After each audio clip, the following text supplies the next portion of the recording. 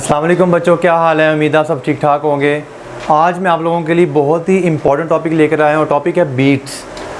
देखिए टॉपिक बहुत ही आसान है लेकिन थोड़ा सा कंसेप्चुअल है।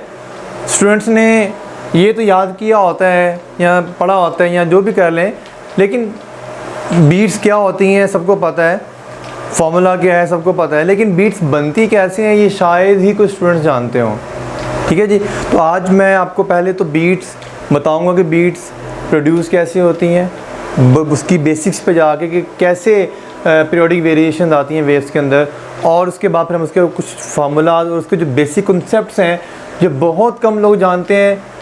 तो इसलिए आपने मेरे साथ रहना है और एंड तक वीडियो को वॉच करना है। तो आइए स्टार्ट करते हैं बीट्स वाला टॉपिक। सबसे पहले तो एक बहुत बड़ी मिसकंसेप्शन जो मोस्टली स्टूडेंट्स में पाई जाती है और वो ये है कि स्टूडेंट समझते हैं कि जो बीट्स हैं वो सिर्फ और सिर्फ साउंड वेव्स प्रोड्यूस कर सकती हैं। ऐसा हरगिज़ नहीं है। एक बात नोट कर लें, कॉपी पेंसिल पे अपने कॉपीज़ पे नोट कर लें। अपनी कॉपी पेंसिल जब आप मेरा लेक्चर सुन रहे हो तो अपना कॉपी पेंसिल अपने पास रखा करें और साथ साथ हर पॉइंट को नोट किया करें। तो सबसे पहला point, beat can be produced by any type of waves. Beats can be produced by any type of wave, either it is a longitudinal wave, either it is a transverse wave, either it is a mechanical in nature or it is electromagnetic। ठीक है, in short में ये कह दूँ तो आसान होगा कि साउंड वेव्स भी बीट्स प्रोड्यूस कर सकती हैं और लाइट वेव्स भी बीट्स प्रोड्यूस कर सकती हैं, लेकिन लाइट वेव्स की जो बीट्स हैं उनको थोड़ा डिटेक्ट करना थोड़ा सा मुश्किल होता है और साउंड वेव्स की बीट्स को डिटेक्ट करना बहुत आसान होता है। इसी यही वजह है कि हम साउंड की मदद से ही बीट्स को अंडरस्टैंड करते हैं। ठीक है जी, तो ये आप लोगों ने मिसकंसेप्शन नोट करनी है अच्छे से। उसके बाद आइए अब देखते हैं कि बीट्स प्रोड्यूस कैसे होते हैं। देखिए मैंने डायग्राम बना रखी है एक आपके सामने। मेरे पास दो ऑडियो जनरेटर है, ये ऑडियो जनरेटर। ठीक है, समझाने के लिए कुछ वैल्यूज़ अज्यूम करूँगा ताकि आपको पता चल सके कि बीट्स कैसे प्रोड्यूस होती हैं। तो ये ऑडियो जनरेटर है और ये भी ऑडियो जनरेटर है। बीट्स प्रोड्यूस कब होती हैं, इसे प्रीवियस लेक्चर में मैंने आपको principle of superposition and interference of two waves के बारे में पढ़ाया था। उसमें कंडीशन ये थी कि दो वेव्स सुपरपोज करें और उनकी अगर फ्रिक्वेंसी सेम हो तो हम उसे इंटरफेरेंस कहते हैं, जिसमें हम कंस्ट्रक्टिव इंटरफेरेंस और डिस्ट्रक्टिव इंटरफेरेंस कहा था हमने। लेकिन आज भी हम दो वेव्स की सुपरपोजिशन करेंगे, लेकिन आज दोनों की फ्रिक्वेंसी थोड़ी सी डिफरेंट होगी। हम यहाँ पे दो सोर्स ही ले लिए हैं, दोनों की वेव्स को हम सुपरपोज करेंगे। सपोज करें इस ऑडियो जनरेटर की जो फ्रिक्वेंसी है वो है 32 हर्ट्ज़, जिसका नाम हमने F1 रखा हुआ है, और इस ऑडियो जनरेटर की जो फ्रिक्वेंसी है वो फ़र्ज़ कर लें 30 हर्ट्ज़ है, इसे हमने F2 का नाम दिया हुआ है। फ्रिक्वेंसी डिफरेंस है। अब फ्रिक्वेंसी डिफरेंस होगा तो ही वेव्स प्रोड्यूस होंगी, और ये डिफरेंस मैक्सिमम 10 का हो तो साउंड के केस में तो हम वेव्स बीट्स को डिटेक्ट कर सकते हैं। तो फ़िलहाल यहाँ तक करें 10 बीट्स वाला बाद में बताऊँगा आपको मैं। तो दो ऑडियो जनरेटर्स हो गए, एक 32 हर्ट्ज़ का और एक 30 हर्ट्ज़ का, दोनों वेव्स प्रोड्यूस करेंगे।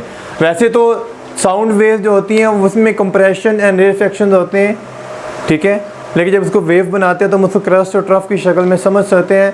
तो चूँकि यहाँ पे साउंड वेव्स, इसलिए हम कंप्रेशन और रेफ्लेक्शंस की शक्ल में ही बात करेंगे। अगर लाइट वेव होती तो हम क्रस्ट और ट्रफ की शक्ल में बात कर लेते, लेकिन फ़िलहाल मैं यहाँ पे कंप्रेशन और रेफ्लेक्शन और ये केस आप क्रस्ट और ट्रफ की शक्ल में भी समझ सकते हैं।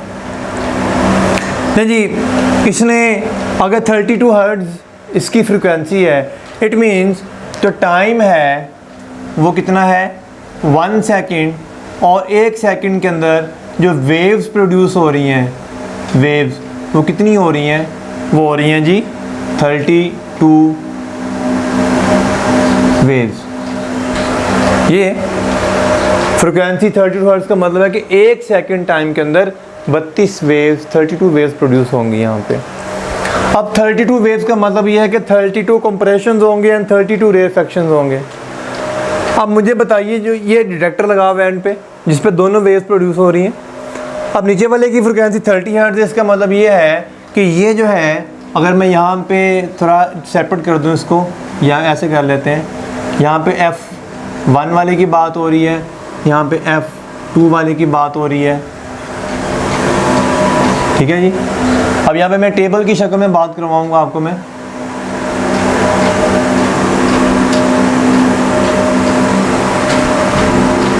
ताकि अंडरस्टैंड करना थोड़ा सा आसान हो। ये 1 सेकंड में 32 वेव्स और ये 1 सेकंड में 30 वेव्स प्रोड्यूस करेगा और इस डिटेक्टर तक पहुंचाएगा। अब मुझे ना ये जो मैंने ब्लू कलर में बनाया हुआ है इसे फ़र्ज कर लें, ये कंप्रेशन है और जो रेड डॉटेड लाइंस है ये रेयरफेक्शन है। ये यूँ कह लें कि ये क्रस्ट और ये ट्रफ है, जैसे मर्जी अंडरस्टैंड कर लें। अब आप देखिएगा ज़रा कि सबसे पहले डिटेक्टर पे कौन सा कंप्रेशन पहुंचेगा। पहला कंप्रेशन, ये जनरेटर जो सबसे पहला कंप्रेशन प्रोड्यूस करेगा वो सबसे पहले डिटेक्टर पे पहुंचेगा। तो हम कह सकते हैं कि ये वाला पहला कंप्रेशन है और ये वाला पहला कंप्रेशन है, इसलिए हम 1C, ये भी क्या आ गया 1C। इसके पीछे जो आएगा वो कौन सा होगा 2C, यानी सेकंड कंप्रेशन। फिर ये कौन सा होगा 3C थर्ड कंप्रेशन। और ये एंड पे at the end of 1 second इसने 1 सेकेंड की बात हो रही है, सिर्फ 32 वेव्स प्रोड्यूस करनी है, तो सबसे एंड पे जो होगा वो 32 वाला होगा कंप्रेशन। उसके बाद फिर रेफेक्शन भी आएगा, तो अभी बात नहीं करते हम कंप्रेशन को रेफरेंस मानते हैं। अच्छा, यहाँ पे चूँकि फ्रिक्वेंसी 30 हर्ट्ज़ की है तो उसका मतलब ये हुआ कि ये जो 1 सेकेंड के एंड लास्ट पे जो कंप्रेशन प्रोड्यूस करेगा वो कौन सा होगा 30th कंप्रेशन होगा ये।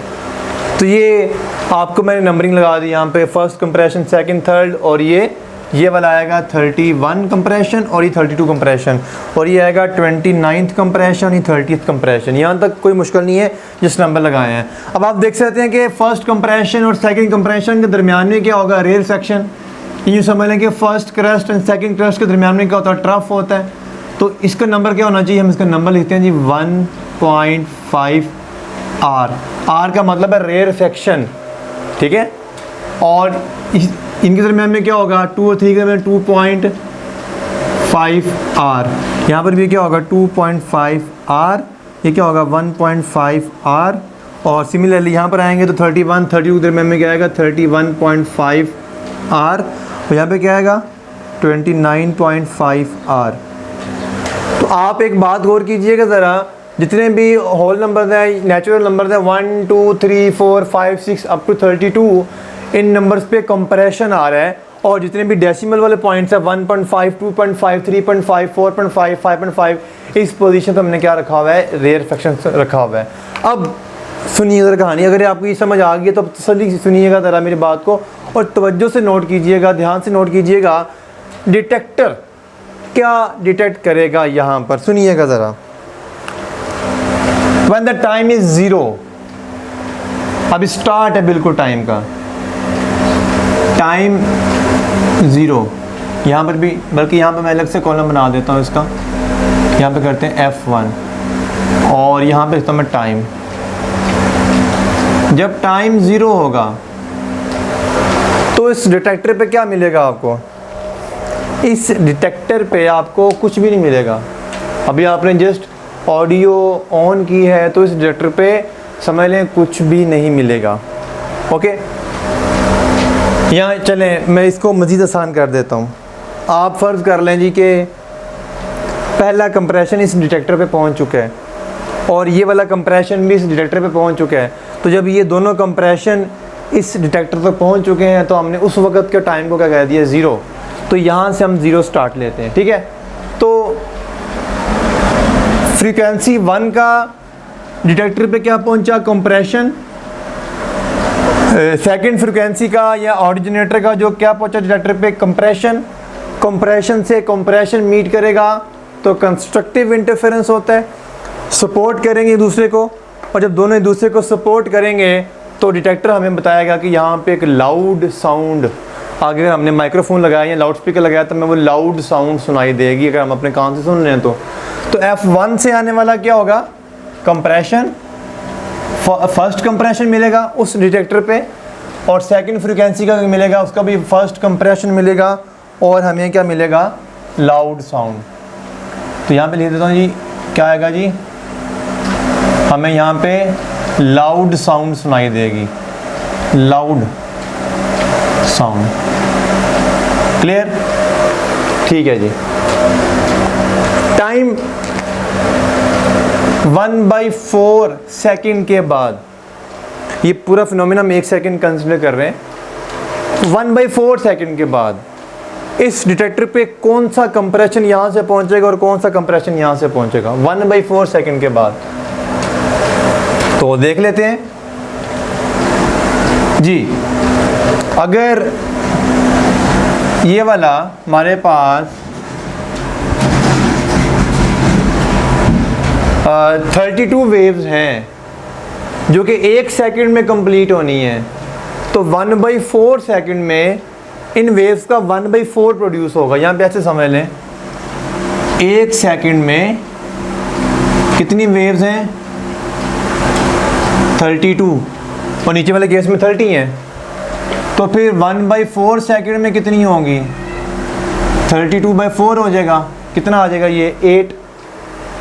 ठीक है, तो यहाँ पर क्या आएगा F1 से उस डिटेक्टर पे पहुँचेगा 8 नंबर पे, यानी 4 पोजीशन पे 8 नंबर पे कौन सा आएगा, कंप्रेशन या रेयरफेक्शन? ऑब्वियसली कंप्रेशन आएगा। अच्छा, अब बात करते हैं जी F2 की। F2 से क्या पहुँचेगा, F2 1/4 सेकंड के बाद, चूँकि इसकी वेव्स 30 हैं तो ये 30/4 हो जाएगा। फिर 30/4 का मतलब क्या होता है 7.5।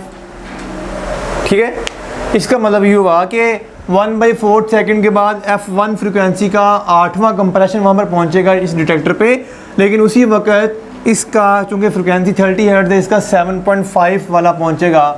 और मुझे बताइए 7.5 वाली पोजीशन पे कंप्रेशन होगा कि रेयरफेक्शन होगा? तो हम पहले बता चुके डेसिमल वाले पे रेयरफेक्शन होगा। ये कंप्रेशन है, ये रेयरफेक्शन है, यूँ कह लेंगे ये क्रस्ट है, ये ट्रफ है, तो फिर जारी बात है they will cancel each other और हमें क्या साउंड सुनाई देगी, फेंट साउंड सुनाई देगी। आइए नेक्स्ट चलते हैं जी। टाइम 1/2 हाफ टाइम में, तो सारी बात है इसकी फ्रिक्वेंसी 32 हर्ट्ज़ है, 1 सेकंड में 32 वेव है, तो हाफ सेकंड में 16 वेव्स हो जाएंगी। तो ये अपना 16 नंबर पे जो वेव होगी वो पहुंचा देगी वहाँ तक इस टाइम पे। तो 16 नंबर पे कौन सा आएगा, कंप्रेशन या रेयरफेक्शन? तो हम पहले बात कर चुके, जितने भी नेचुरल नंबर आ रहे हैं 1 2 3 से लेकर इसमें सारे कंप्रेशन आ रहे हैं, 16 नंबर पे कंप्रेशन आ रहा है। अब देखते हैं कि इसका क्या पहुंचेगा। इसका पहुंचेगा चूँकि 30 हर्ट्ज़ की फ्रिक्वेंसी है, 30 वेव्स प्रोड्यूस करने 1 सेकंड के अंदर, तो ये हाफ सेकंड के अंदर 15 नंबर वाली वेव पहुंचाएगा। और 15 नंबर वाली वेव 15 नंबर एक नेचुरल नंबर पे आ रहा है, तो हम इसे बोलेंगे 15 और इस पर कंप्रेशन आएगा। रेयरफेक्शन सिर्फ डेसिमल वाले पॉइंट के ऊपर आएगा, तो कंप्रेशन से कंप्रेशन या क्रस्ट से क्रस्ट मिलेगा, तो हमें क्या साउंड सुनाई देगी, लाउड साउंड सुनाई देगी। जल्दी से समझ आगे करना क्या है, तो जल्दी सब टाइम ले लेते हैं। T = 3/4 सेकंड, तो 3/4 सेकंड पे 3/4 32 हर्ट्ज़ वाला क्या करेगा, 32 से मल्टीप्लाई कर देते हैं, इसका आंसर आ रहा है जी 488 से 24 नंबर पे आ रहा है। 24 पे कंप्रेशन आएगा और नीचे वाले क्या करेंगे 3/4 × 30, तो ये क्या आएगा 22.5 और 0.5 वाले पे रेयरफेक्शन आएगा, ये यहाँ पे आएगा 7.5। आप मल्टीप्लाई करके देख लें। बहरहाल यानी 3/4 टाइम पे जाके जो ये वाला ऑडियो जनरेटर है वो 24 नंबर वाला भेजेगा और 24 नंबर पे कंप्रेशन है, और नीचे वाला जनरेटर क्या भेजेगा 22.5 पे, और 22.5 वाले पे क्या है रेयरफेक्शन है। तो जब कंप्रेशन और रेयरफेक्शन मिलेगा तो हमें क्या सुनाई देगी, फेंट साउंड सुनाई देगी। ठीक है जी। लास्ट बात पे चलते हैं, जब टाइम = 1 पूरा हो जाएगा, 1 सेकंड कंप्लीट हो गया, तो हम 1 सेकंड के लिए बात कर रहे हैं सिर्फ, तो 1 सेकंड में जारी सी बात है फिर ये अपने 32 वेव्स कंप्लीट कर लेगा, ये 30 वेव्स कंप्लीट कर लेगा, तो ये अपने 32 कंप्रेशन भेजेगा और ये अपना 30th कंप्रेशन भेजेगा, और इस डिटेक्टर पे हमें फिर लाउड साउंड मिलेगी। तो आप देख सकते हैं आपने क्या नोट किया, नोट ये किया आपने कि पहले लाउड साउंड, फिर फेंट हुई, फिर लाउड हुई, फिर फेंट हुई, फिर लाउड हुई। इसका मतलब है कि हमें जो साउंड सुनाई देगी उसमें पीरियोडिक वेरिएशन आएंगी, हमें आवाज़ में उतार चढ़ाव सुनाई देगा, हमें जो साउंड है उसकी इंटेंसिटी या उसकी लाउडनेस में वेरिएशन महसूस होंगी, और वही जो वेरिएशंस हैं इन्हें क्या बोला जाता है, बीट। और यहाँ पे एक लाउड से दूसरे लाउड तक, एक लाउड से दूसरे लाउड तक एक बीट कहलाती है। अभी मैं वेव्स की शक्ल में बनाऊंगा, इस डायग्राम के बाद मैं वेव बना के दिखाऊंगा कैसे दिखाना है आपको। फिलहाल एक लाउड से दूसरे लाउड तक एक बीट कहलाती है, और यहाँ से फिर इस लाउड से दूसरे लाउड तक क्या कहलाएगी, ये सेकंड बीट कहलाएंगे। ये सेकंड बीट, ये आगे फर्स्ट बीट और आगे सेकंड बीट। तो this is how beats are produced. ठीक है जी। अगर आप यहाँ पे लाइट की बात करेंगे तो भी तब भी ये सेम रिलेशन आएंगे। तो ये 32 हर्ट्ज़ और 30 हर्ट्ज़ मेरी एक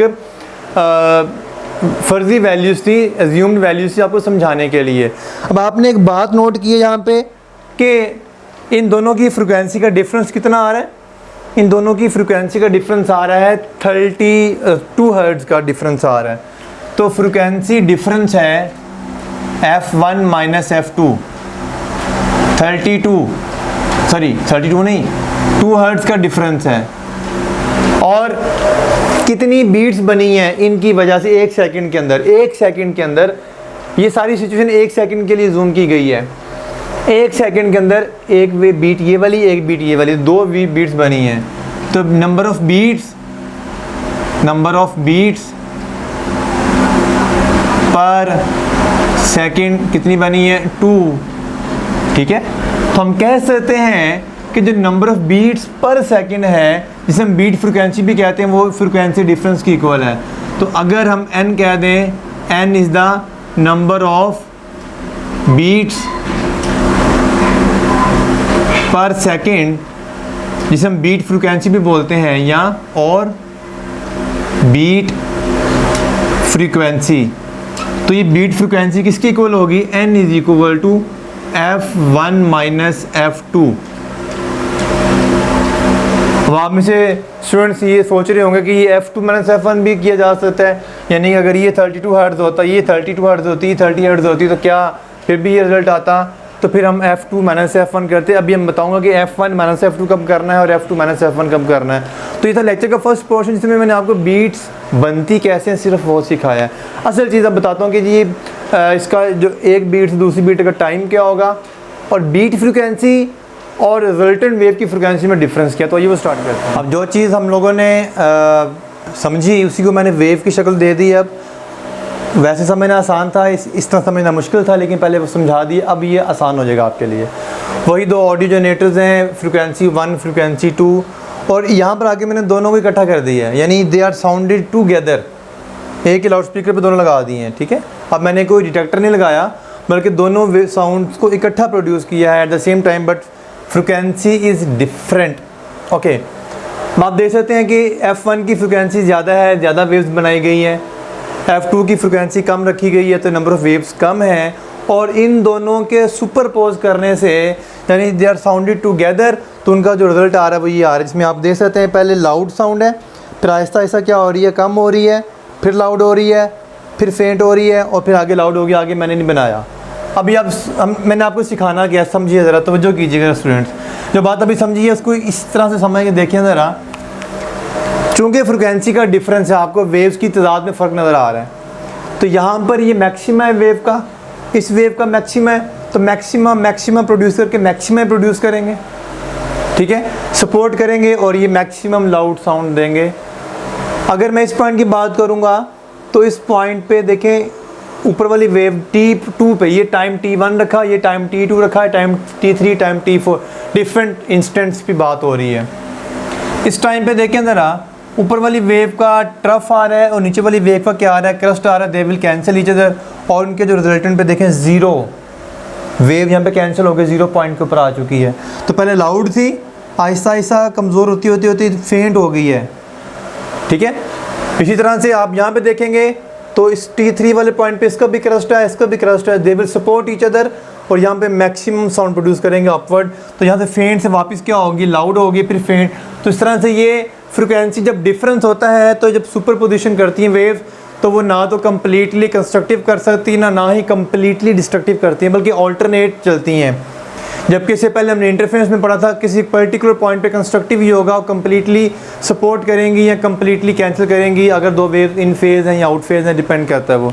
जबकि यहाँ पर ना तो कम्प्लीटली इन फेज़ है ना कम्प्लीटली आउट फेज़ हो रही है, तो वो फ्रिक्वेंसी में वेरिएशन आ रही है। अच्छा, ये देखें, ये लाउड साउंड है, ये लाउड है, इस वाला पॉइंट मैक्सिमम पर है, ये भी लाउड है, इससे आगे एक और लाउड आना जो मैंने पहले बता दिया कि लाउड फेंट, आगे फिर लाउड आना था जो कि बोर्ड ख़त्म हो गया, मैंने नहीं बनाया, बहुत बड़ी डायग्राम हो जानी थी। अब सुनिएगा ज़रा, तो जो कीजिएगा स्टूडेंट्स, इस लाउड से इस लाउड तक क्या बोलेंगे, इस लाउड से लेकर इस लाउड तक को बोलेंगे एक बीट, 1 बीट। तो यहाँ से लेकर यहाँ तक 1 बीट है। इसी तरह से इस लाउड से नेक्स्ट लाउड तक क्या हो जाएगा, 2 बीट, सेकंड बीट हो जाएगी और टोटल 2 बीट्स बन जाएंगी। और एक बीट बनने का जो टाइम है उसे बोलते हैं time period, capital T, time period of a beat. मैं 2 टर्म बोलूँगा, उनमें डिफ्रेंशिएट तवज्जो से नोट कीजिएगा उनका डिफरेंस, तवज्जो कीजिएगा स्टूडेंट्स। इन दोनों वेव्स के सुपरपोज करने से ये चीज़ आपके सामने आई है, ये रिजल्टेंट वेव है। और उस रिजल्टेंट वेव में हमें कुछ पीरियोडिक वेरिएशन, लाउड फेंट, उतार चढ़ाव नज़र आ रहा है। ये जो बीट है यहाँ से लेकर यहाँ तक ये इसका टाइम पीरियड है, जबकि ये जो वेव है इस वेव का टाइम पीरियड ये नहीं है। मेरी बात पर तवज्जो कीजिए स्टूडेंट, ज़रा सोचिए, ज़रा गौर कीजिए और बड़े ध्यान से सुनिए मेरी बात को। मैं फिर बात को रिपीट कर रहा हूँ अपनी, यहाँ से लेकर यहाँ तक का जो टाइम पीरियड है इस बीट का टाइम पीरियड है, यानी एक बीट का टाइम पीरियड। यहाँ एक बीट बनने में, 1 सेकंड में जितनी बीट बनी उसे बीट फ्रीक्वेंसी जो मैंने पढ़ा। लेकिन ये जो वेव है ये टाइम पीरियड इस वेव का नहीं है, इस वेव का टाइम पीरियड डिफरेंट है। टाइम पीरियड होता क्या है वेव का, एक वेव कंप्लीट करने में जो टाइम लगे। अब देखें ज़रा, अगर मैं इस वेव को कंसिडर कर रहा हूँ तो ये वेव अगर सपोज करें यहाँ से इसका स्टार्ट हो रही है, ये ट्रफ आ गया, ये क्रस्ट आ गया और यहाँ पे एंड हो गई आ गई है, यानी ये एक वेव है। इस रिजल्टेंट वेव का टाइम पीरियड यहाँ से लेकर यहाँ तक का होगा, ये वाला ब्लू में बना रहा हूँ, ये वेव का टाइम पीरियड है। क्या है जी, ये वेव का टाइम पीरियड है, ठीक है जी। अगर ये इस वेव का टाइम पीरियड है तो ये टाइम पीरियड और ये टाइम पीरियड में डिफरेंस है। ये बीट का टाइम पीरियड है, यानी एक बीट बनने में कितना टाइम लगा, और ये है रिजल्टेंट वेव का टाइम पीरियड। तो ये थोड़ा सा कॉन्सेप्चुअल पॉइंट, इसमें फ़र्क नोट की। इसी तरह से जैसे टाइम पीरियड में डिफरेंस है, ऐसे फ्रीक्वेंसी भी होता है। एक होती है फ्रीक्वेंसी ऑफ बीट, ये जो बीट है कि 1 सेकंड में कितनी बनी, फ्रीक्वेंसी ऑफ बीट्स। और एक टर्म होती है फ्रीक्वेंसी ऑफ रिजल्टेंट वेव, इस वेव की जो ये रिजल्टेंट आ रही है और वो वेव हम इसको कंसिडर करेंगे, हम इस बीट को नहीं देखेंगे। तो ये 2 टर्म्स अलग अलग हैं।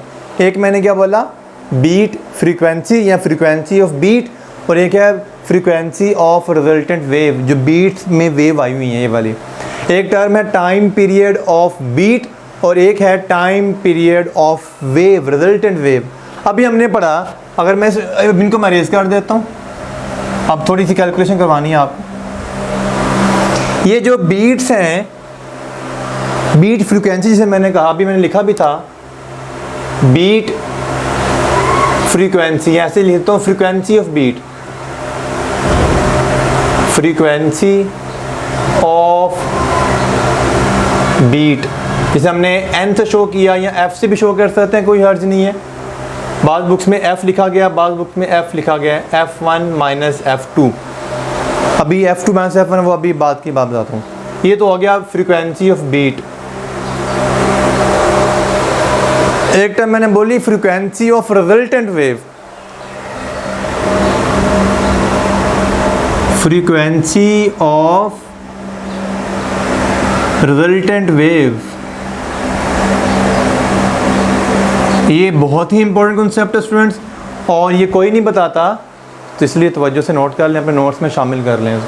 Frequency of resultant wave, frequency of resultant wave उस से डिफरेंट है। अच्छा, जैसे मैंने फ्रीक्वेंसी की टर्म यूज़ की है, अगर मैं यहाँ पर f लिखना चाहूँ, क्योंकि n जो है वो फ्रीक्वेंसी को डिनोट कर रहा है, आपको थोड़ा समझने में आसान होगा, n भी यूज़ कर सकते हैं। अगर मैं यहीं से बीट की टाइम पीरियड निकालना चाहूँ तो बीट का टाइम पीरियड क्या निकलेगा, t is equal to 1/f, that is equal to 1/f1 minus 1/f2। This is the time period of beat. Clear?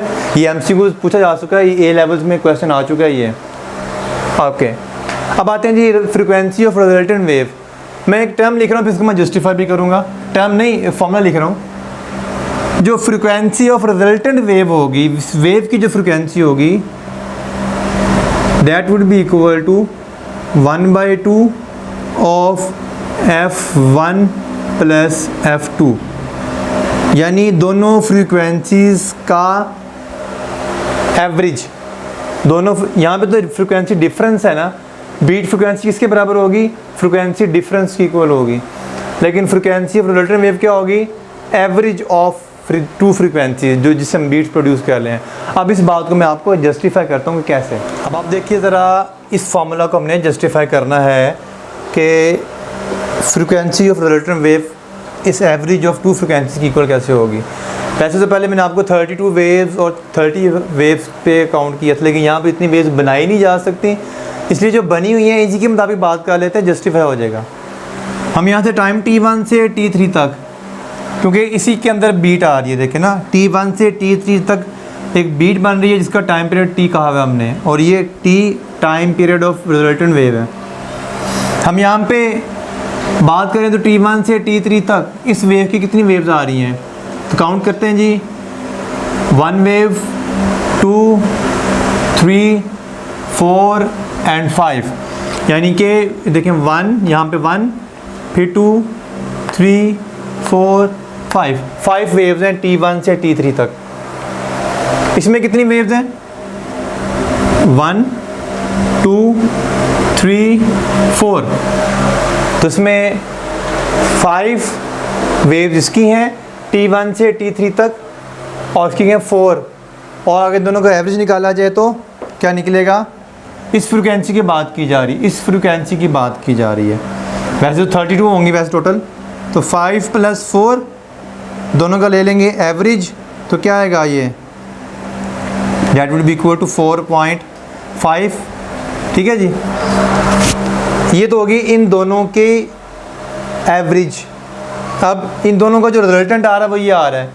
क्या देखते हैं कि इन दोनों का जो एवरेज है ये तो, और ये क्या इक्वल है? जैसे मैंने यहाँ पर कहा, देख लेते हैं, तो काउंट करते हैं जी। यहाँ से लेकर यहाँ तक एक वेव हो जाती है, फिर यहाँ से लेकर यहाँ तक 2 वेव, यानी इस पॉइंट तक 2 वेव्स होंगी। ठीक है, यहाँ तक क्लियर है? अब यहाँ से काउंट करते हैं। काउंटिंग आपको वेव्स गिनना आनी चाहिए, वो आपको पता है, वो मैं नहीं सिखा रहा, वो आपको पहले सिखाया हुआ है। यहाँ से लेकर यहाँ तक ये 1 वेव, और फिर ये 2 वेव, यानी 2 वेव्स ये वाली, 2 वेव्स ये वाली, कितनी हो गई? 4। बाकी बची ये वाली, यानी कि यहाँ से ऐसे और यहाँ से ऐसे। अब मुझे बताइए ज़रा, ये वाली वेव जो है, ये वाला हिस्सा, ये वाला, ये कितनी वेव्स हैं? ये हाफ वेव है, आधी वेव, ऐसे ही है। ये देखें ऐसे बना हुआ है हमने, हाफ वेव। इसका मतलब है कि 2 वेव्स एंड हाफ वेव, तो 2 + 2 4, 4.5। तो यहाँ पे एक बीट के अंदर कितनी वेव्स आ रही हैं? 4.5, और वो एक बीट के अंदर आने वाली जो वेव्स हैं वो इन दोनों के एवरेज की इक्वल है। तो जस्टिफाई हो गया, यानी यहाँ पर कितनी आ रही हैं? 4 waves in 1 beat, 4.5 waves per beat and that is equal. ये देखें आपस में इक्वल आ रहे हैं। सो ये था फ़र्क beat frequency and frequency of resultant wave. Hope तो आपको क्लियर हो गया होगा। अब सबसे इम्पॉर्टेंट पॉइंट आप देखेंगे कि ये f1 - f2 या f2 - f1 कैसे होगा, फिर एंड पे क्वेश्चन भी करवाऊंगा आपको मैं। जो बीट्स हैं वो इस्तेमाल कहाँ पे होती हैं? एक बात तो मैं वाज़े करता चलूँ कि हमारा जो कान है वो 1 सेकंड में 10 से ज़्यादा बीट्स नहीं सुन सकता। द रीज़न इज़ डैट कि हम कोई भी लफ्ज़ सुनते हैं तो उसका इंप्रेशन हमारे माइंड में 0.1 सेकंड तक रहता है।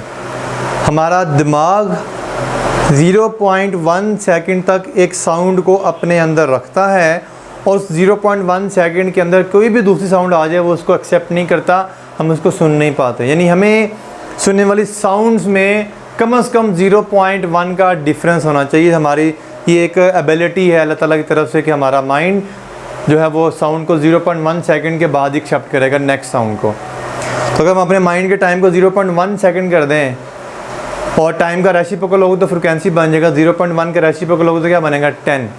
इसका मतलब है कि हमारी माइंड में हमारे कान तक 10 बीट्स अगर एक सेकंड में पहुंच जाती हैं तो हमारा माइंड इसको एक्सेप्ट करेगा, क्योंकि वो हर बीट में 0.1 का डिफरेंस से सुनाई देगा आपको।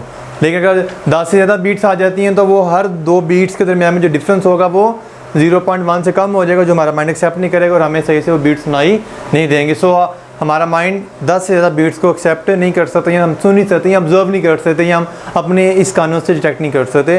डिटेक्टर्स के ज़रिए हम डिटेक्ट कर सकते हैं। अब आप देखते हैं जी इस्तेमाल कहाँ पे होता है, तो हम इसको म्यूज़िकल इंस्ट्रूमेंट्स में इस्तेमाल करते हैं, अपने पियानो की जो फ्रिक्वेंसी को डिफरेंस करने के लिए फाइंड किया जा सकता है। अब देखिए ज़रा, तो सबसे इम्पोर्टेंट कंसेप्ट ये है, पहली बात अगर आपके पास ये ट्यूनिंग फॉक्स हैं, ये वाले, ये ट्यूनिंग फॉक 1 है, ये ट्यूनिंग फॉक 2 है, इसकी फ्रिक्वेंसी F1 है, इसकी फ्रिक्वेंसी F2 है, और सपोज़ करें दोनों को एक ही दफ़ा साउंड प्रोड्यूस किया गया और दोनों की फ्रिक्वेंसी भी सेम है। दोनों की फ्रिक्वेंसी क्या है? सेम है। अगर दोनों की फ्रिक्वेंसी सेम है तो इनकी जो बीट्स प्रोड्यूस करेंगी वो 0 बीट्स प्रोड्यूस करेंगे, क्योंकि जो बीट्स बनेंगी वो फ्रिक्वेंसी डिफरेंस इक्वल है। अगर F1 = F2 हो जाता है, इसका मतलब बीट फ्रिक्वेंसी कितनी हो जाएगी? 0। ये F बीट फ्रिक्वेंसी को शो कर रहा है, ठीक है जी। इसके बाद अगर हम इसके ऊपर कोई हैवी प्लास्टिक या कोई ग्लिसरीन या कोई भी चीज़ इसके ऊपर चिपका दें, इसके प्रोंग्स के ऊपर इस तरह से, उसे होगा क्या? उसे होगा ये कि अगर हमने फार्मूला पढ़ा अभी, अगर F = F1 - F2 हम यूज़ कर रहे हैं, ये फार्मूला यूज़ कर रहे हैं हम, ठीक है जी। तो अगर मैं F2 वाले को मैंने हैवी कर दिया है, ठीक है, कोई चीज़ इस पर चिपका दी है, ग्रीस लगा दी है, या कोई भी प्लास्टिक रैप कर दिया है इसके ऊपर, तो इसकी फ्रिक्वेंसी लेस हो जाएगी। याद रखिएगा, जो भी चीज़ भारी होती है इसकी फ्रिक्वेंसी कम हो जाती है, इसकी फ्रिक्वेंसी ऑफ वाइब्रेशन कम हो जाएगी। ये जो साउंड प्रोड्यूस करेगा वो लेस फ्रिक्वेंसी का प्रोड्यूस करेगा। तो इसको हैवी करने से पहले जो भी इनका फ्रिक्वेंसी का डिफरेंस था, उस फ्रिक्वेंसी डिफरेंस के मुताबिक ये बीट्स प्रोड्यूस करेंगे। लेकिन हैवी करने के बाद अगर दोबारा इनको साउंड टुगेदर किया जाए, एक ही दफ़ा साउंड प्रोड्यूस करवाई जाए, तो इनसे जो बीट प्रोड्यूस होंगी, बताइए वो उन बीट्स की तादाद बढ़ेगी या कम होगी? तो जाहिर सी बात है कि इस केस में आपको F2 कम हो जाएगा, ठीक है, F2 कम हो जाएगा इस ऐसे करने से।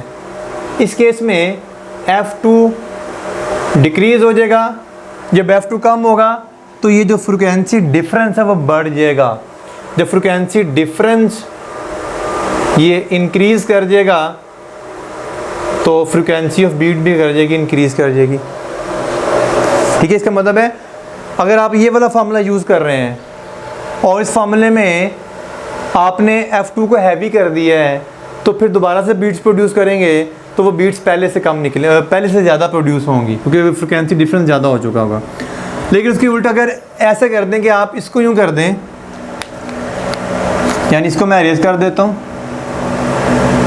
और इसको मैं हैवी कर देता हूँ, तो फिर क्या होगा? अब F1 कम हो जाएगी, F1 कम हो जाएगी, F1 कम होगी तो F1 - F2, ये डिफरेंस कम होगा कि ज़्यादा होगा? ये डिफरेंस कम हो जाएगा।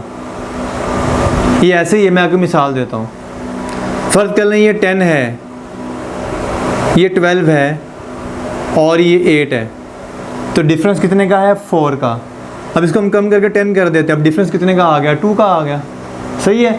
तो ये डिफरेंस कम हो जाएगा। जब डिफरेंस कम होगा तो बीट फ्रिक्वेंसी भी क्या हो जाएगी? कम हो जाएगी। तो आप इस तरह से अंदाज़ा लगा सकते हैं कि इधर आपने इसको क्या किया है कि बीट फ्रिक्वेंसी कम हो रही है कि ज़्यादा हो रही है। अच्छा, अगर आप ऐसा करेंगे तो ऑब्वियसली बात है हो पॉसिबल है कि ये फ्रिक्वेंसी इतनी कम हो जाए कि इससे भी कम हो जाए, आंसर नेगेटिव हो जाए। तो इन दैट सेंस आप क्या कर सकते हैं कि इफ़ अगर आप यूज़ कर लें इफ़ F = F2 - F1, ये फार्मूला भी यूज़ किया जा सकता है। इसमें क्या होगा?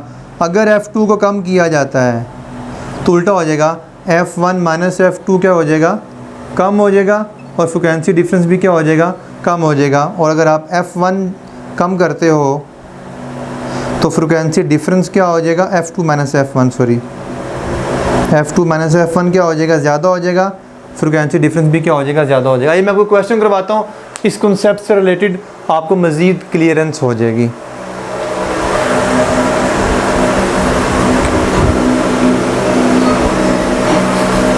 आप इन दोनों में से कोई भी फार्मूला यूज़ कर सकते हैं, कोई हर्ज नहीं है, कोई पाबंदी नहीं है, लेकिन एक बात का ख्याल रखना कि आपका आंसर नेगेटिव नहीं आना चाहिए। आप ये यूज़ करें, बेशक ये यूज़ करें और उसके मुताबिक फ्रिक्वेंसी डिफरेंस आए। जब मैं क्वेश्चन करवाता हूँ, क्वेश्चन क्या है,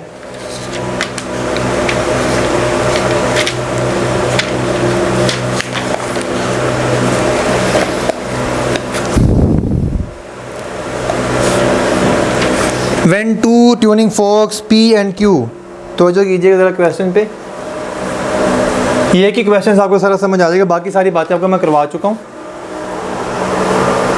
ट्यूनिंग फोक्स हैं जी, tuning forks P and Q, ठीक है जी। Produce 4 beats per second, produce 4 beats per second. Okay, P has known frequency of 256 Hz. Frequency of P is equal to 256 Hz. P की frequency बता दी। When small loads are added to prongs of P, P के ऊपर है load कर दिया। When load या prongs of P is loaded, उनको load कर दिया किसी तरीके से, अभी हमने बताया जैसे मैंने ये करके दिखाया था, लोड किया, तब beat frequency reduce to 2 hertz. The beat frequency reduce to 2 hertz.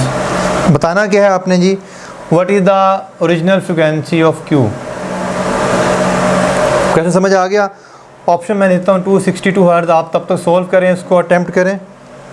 258 hertz, 252 hertz, 5 option हैं ये, 260 हर्ट्ज, 254 हर्ट्ज। क्लियर है जी? जी, सवाल समझ आ गया? P और Q ने 4 बीट्स प्रोड्यूस की, P की फ्रिक्वेंसी 256 हर्ट्ज है और उसको बाद में लोडेड कर दिया गया किसी चीज़ से, फिर दोबारा बीट्स प्रोड्यूस की तो 2 हो गई। पहले मुझे ये बताइए कौन सा फार्मूला यूज़ करना चाहिए, ये वाला या ये वाला?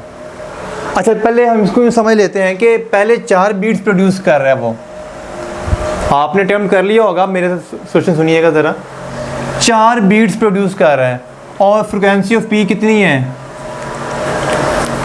Frequency of P F is equal to होता है FP माइनस FQ। अगर यूज़ करते हैं आप, अगर ये यूज़ करते हैं तो P की फ्रिक्वेंसी बताई गई है, ये 4 है पहले, ये 4 है, ये कितना है 256 माइनस FQ हो जाएगा, ये माइनस का जाके प्लस का हो जाएगा, ये प्लस वाला माइनस हो जाएगा, तो FQ is equal to 256 minus 4, तो FQ कितना आ गया 252 हर्ट्ज, यानी कि जी 252 हर्ट्ज की फ्रिक्वेंसी का डिफरेंस है। अच्छा, हम ये फार्मूला भी तो यूज़ कर, अगर मैं दूसरा फार्मूला यूज़ करूँ यानी कि F is equal to FQ minus FP use करूँ, तो फिर यहाँ से FQ किसके बराबर आएगा, F प्लस FP के इक्वल आएगा, और ये आएगा 4 plus 256 that is equal to 260 hertz. जी, अब आप थोड़ा सा कंफ्यूज हो जाएंगे यहाँ पर एग्ज़ाम के अंदर कि 256 वाले को इसके साथ अगर साउंड किया जाए फिर भी 4 बीट्स प्रोड्यूस कर रहा है, अगर 256 वाले को इसके साथ भी किया जाए फिर भी 4 बीट्स प्रोड्यूस कर सकता है। ऑप्शन में 260 वाला भी है, 252 वाला भी है, और तो कोई ऑप्शन नहीं हो सकती। पहली बात तो ये सारी ऑप्शन क्रॉस होगी, ये भी नहीं हो सकती, ये भी नहीं हो सकती, ये भी नहीं हो सकती, क्योंकि 4 प्रोड्यूस करने के लिए तो ये करना पड़ेगा आपको, ठीक है? क्योंकि हमने Q की फ्रिक्वेंसी तो चेंज नहीं की, हमने तो P को लोड किया, तो P की फ्रिक्वेंसी चेंज होगी। फाइंड Q की करनी है, Q की फ्रिक्वेंसी तो कांस्टेंट रहेगी। हाँ, अगर P की फ्रिक्वेंसी चेंज करते और P का पूछता तो फिर हम कुछ और आंसर करते, लेकिन क्यू का आंसर जो पहले वाला है वही बाद में होगा, 4 बीट्स के केस में भी होगा, 2 की बीट्स के केस में भी वही होगा। अब हमें देखना ये है कि इन दोनों में से कौन सा आंसर बेस्ट होगा। अपने इस सिचुएशन को गौर करना है। मुझे बताइए ज़रा, बीट फ्रिक्वेंसी कम हुई है, ठीक है, यानी कि अगर मान लो कि FQ 252 है, इसने 252 ही रहना है, ये पहले 256 थी, ठीक है। जब इसको लोड कर दिया जाएगा यानी लोडेड होगा, तो मुझे बताइए इसकी फ्रिक्वेंसी कम होगी कि ज़्यादा होगी। जब इसकी फ्रिक्वेंसी कम होगी और नंबर ऑफ़ बीट्स भी कम हो रही हैं, इसका मतलब ये हुआ, अब मुझे बताइए कि 2 बीट्स रह गई हैं, इसका मतलब है कि P वाली की फ्रिक्वेंसी और Q वाली की फ्रिक्वेंसी में डिफरेंस कम रह जाना चाहिए। अब फ़र्ज़ कर लें 256 से ये 255 होगी, 254 होगी, 2 हर्ट्ज़ का फ़र्क आया, पहले 4 थी फिर 2 होगी, मतलब 2 का फ़र्क आएगा, इसमें 254 होगी, 2 हर्ट्ज़ का फ़र्क आया ना, 254 होगी। तो आप यूँ कह सकते हैं कि अब जो FP होगी वो कितनी होगी, 254 आफ्टर। ये मैं आपको इतना एक्सप्लेन क्यों कर रहा हूँ, ताकि आपको अच्छी तरह से अंडरस्टैंड हो जाए। एग्ज़ाम में आप इतना टाइम नहीं लगाएंगे, आपको मैं ये टाइम लगा रहा हूँ सिर्फ आपको समझाने के लिए। आफ्टर लोडिंग FP 2 हर्ट्ज़ कम कर दिया उसने, 2 बीट्स प्रोड्यूस करने में 2 का फ़र्क रह गया। अब 254 का इससे डिफरेंस लेके देखें कितने का फ़र्क आ रहा है, 6 का फ़र्क आ रहा है। जबकि 254 का इससे फ़र्क लेके देखें कितने का आ रहा है, 2 का डिफरेंस आ रहा है। तो ये और ये जब आपस में साउंड होंगी तो 2 बीट्स प्रोड्यूस करेंगी, जबकि ये आपस में साउंड होंगी तो ये 6 बीट्स प्रोड्यूस करेंगी। तुम्हारा राइट ऑप्शन क्या होना चाहिए, ये वाला या ये वाला? ऑब्वियसली आप बात करेंगे ये वाला, क्योंकि यही तो फ्रिक्वेंसी है जो आपको 2 बीट्स प्रोड्यूस करके दे रही है। इसका मतलब राइट ऑप्शन क्या आ जाता है, जो आपके पास 252 हर्ट्ज़ का राइट आंसर है। हाँ, अगर लोडेड नहीं किया जाता और सिर्फ ये कहा जाता है कि 2 tuning forks P and Q produces 4 beats per second, FP इतनी है तो FQ बताएं कितनी होगी, तो फिर आप कहेंगे ये भी हो सकती है, ये भी हो सकती है। फिर ऑप्शन में 2 ऑप्शन होंगी, बोथ A B वाली ऑप्शन होगी, या इन दोनों में से कोई एक ऑप्शन होगी। लेकिन जब ये लोड किया जा रहा है, अच्छा अगर मैं ऐसा कहता, फ़र्ज़ कर लो मैं कहता हूँ जी Q को क्या कर दिया गया, Q को लाइक ये ऐसे कर देता हूँ, ये आपने करना है। When prongs of Q is loaded, the beat frequency reduced to 2 hertz. तो बताइए FQ कितनी है, ओरिजिनल वाली कितनी, पहले कितनी थी लोड करने से पहले? सवाल समझ आ गया मेरा? FP इतनी ही रहेगी, FQ वाले को आपने लोड कर दिया जिससे उसकी फ्रिक्वेंसी कम हो जाएगी। तो लोड करने से पहले वाली उसकी फ्रिक्वेंसी क्या थी कि वो बाद में 2 हर्ट्ज़ की बीट्स प्रोड्यूस करे। ये आपकी असाइनमेंट है, आपने मुझे मेरे व्हाट्सएप नंबर पे जो नीचे चल रहा है या मेरी ईमेल पे मुझे ईमेल कर सकते हैं, या मुझे व्हाट्सएप पे मैसेज करके सोल्यूशन इसका भेज के कंफर्म कर सकते हैं कि सर ये आंसर हमारा ठीक है या गलत है, या कमेंट्स में भी पूछ सकते हैं आप। ठीक है जी, ये था हमारा आज का बीट्स का टॉपिक, जो मैंने एक सवाल करवाया है, लेकिन बीट्स में से वही सवाल आता होता है, इस कॉन्सेप्ट्स में से सवाल आते होते हैं कि आपने कोई अननोन फ्रीक्वेंसी फाइंड करनी हो तो अगर आपने ये वाला फार्मूला यूज़ करना है कि ये वाला फार्मूला यूज़ करना है, या आप सिचुएशन पर डिपेंड करता है जो आपको मैंने सिखा दी, यही क्वेश्चन आता होता है। या सवाल पूछा जा सकता है ये वाला या ये वाला फार्मूला में पूछा जा सकता है। यहाँ से पहले जो मैंने आपको frequency of beat and frequency of resultant wave कहा, वो फार्मूला आपसे पूछा जा सकता है। तो या डायग्राम बना के आपसे पूछा जा सकता है कि फिनोमिना कौन सा इंटरफेरेंस का बीट्स का, तो आप इसकी डायग्राम जो मैंने बनाई थी यहाँ पे वो देख के बता सकते हैं। तो आई होप कि आप लोगों को आज का बीट्स का हर लिहाज से कॉन्सेप्ट क्लियर हो गया होगा। तो इंशाल्लाह नेक्स्ट लेक्चर में आपसे जल्द मुलाकात होगी। अल्लाह हाफिज़।